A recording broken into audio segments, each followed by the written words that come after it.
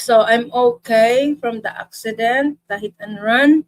And then after that, after like 10 days of in the accident, I went to the doctor to uh, to to do something with my teeth.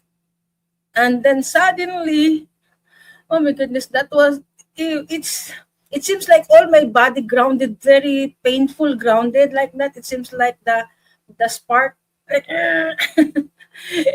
it was like I cannot I oh my goodness. I don't know why it happens, but it happens. So it makes my teeth swelling and my, here, this one is become like doing this.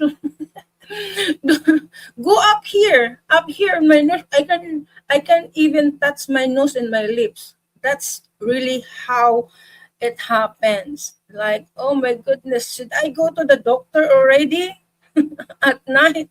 No, at the following day. But when I talked to my friend, telling me that if I have fever, but I don't have fever during that time, so I think that I'm okay.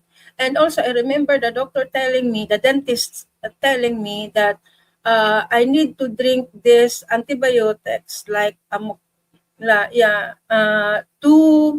to prevent the infection. But she did not giving me